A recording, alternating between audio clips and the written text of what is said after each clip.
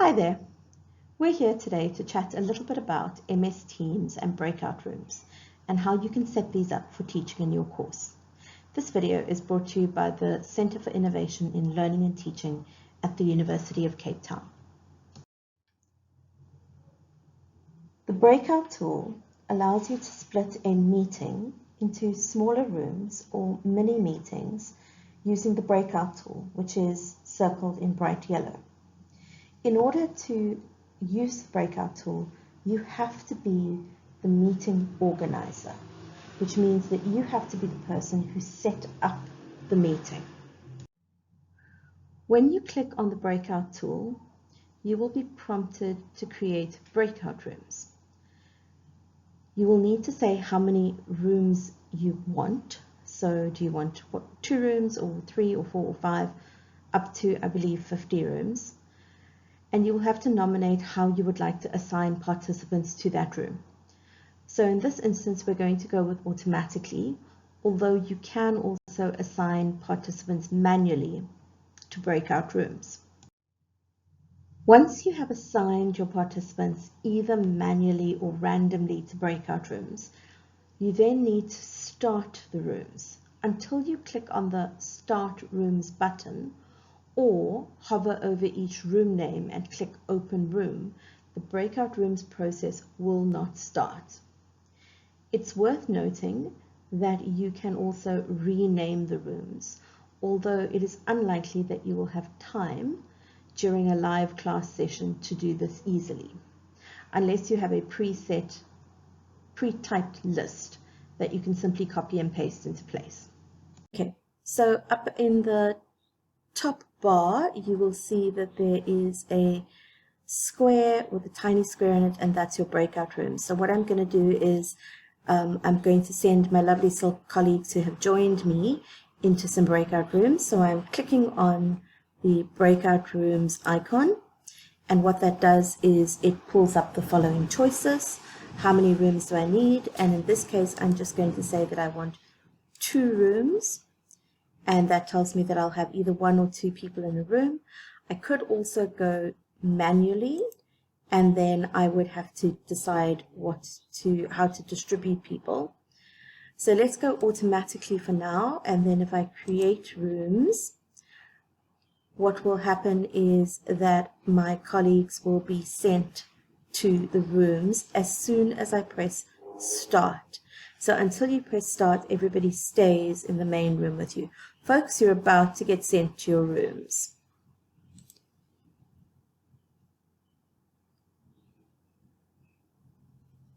Okay, and in a few minutes you will see that people get sent to their rooms, and this main room will empty.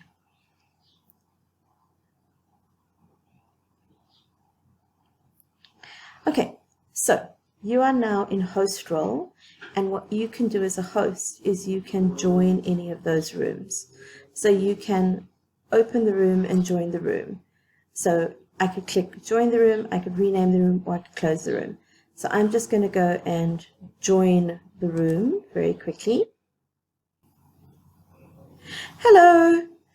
I'm just showing everybody what it looks like when a host joins a room. I'm going to leave in a few minutes, but I'm going to leave you in this room. People often have questions about what can happen during the breakout time. And so you should be thinking about what can participants do during the breakout time, and what can the person in organizer mode do. So once they're actually in the individual breakout rooms, participants should be able to share their screen or use a whiteboard or record that particular breakout room. However, please be aware this is sometimes device and login specific. So we have noticed problems where people either log in with a cell phone or who don't log in using their UCT ID and use perhaps a Gmail or some other form of ID. So we strongly recommend that you ask students to log in using a suitable device, preferably a laptop or a desktop, and a UCT ID. Organizers or breakout room hosts can make announcements or join breakout rooms themselves. If you want to make an announcement into all the breakout rooms,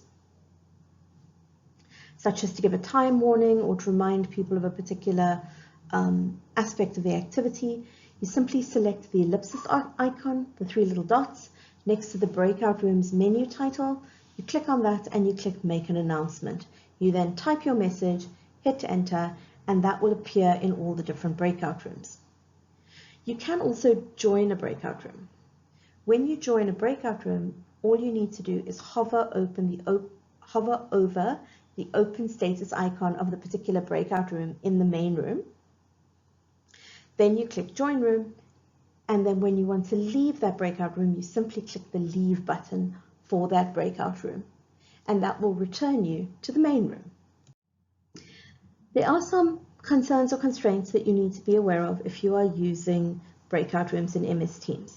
The first one is that only the meeting organizer can break out rooms. So if someone sets up the meeting for you, such as a senior TA or an administrative person in your department, that person is the only person who is able to manage the breakout process. So they must then be there for the whole meeting to send and return people to and from breakout rooms as you need according to your particular strategy for the class. Unfortunately, you cannot swap meeting organizers. So Tasneem could not make me a meeting organizer for the duration of the meeting. You can also only create breakout rooms at the moment when meetings have started. So you cannot, as is the case with other tools, pre-create or pre-populate breakout rooms. What this means in practice is that for very large classes, you are not going to be able to put people manually into groups. So if you are using a breakout room in a large class, I would say actually anything more than about 20 to 30 people, I would strongly discourage folks from trying to use manual breakout rooms. Unless you've got someone who's doing the breakout room process in the background, sorting out the breakout rooms while you present some aspect of that activity to your students, then it's possible, but you will need backup. Finally, there is some difficulty getting external participants into breakout rooms. What that means is if somebody logs in to the breakout room using a browser that is not, that does not identify them with their UCT address, so using Google Chrome and say using their private Gmail address, or using Mozilla and using their private whatever email address as their login for that browser, then they may well struggle to get into the breakout room.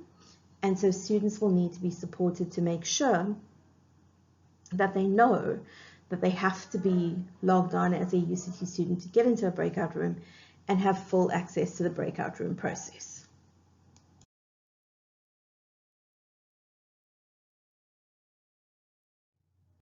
We would like to wish you lots and lots of luck with using MS Teams as a teaching tool over the remainder of the semester and of the year.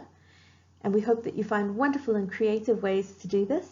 You are more than at liberty to share this recording in your department, or even if to your students or to your tutors, if you feel that that is useful, as this document is licensed under a Creative Commons license.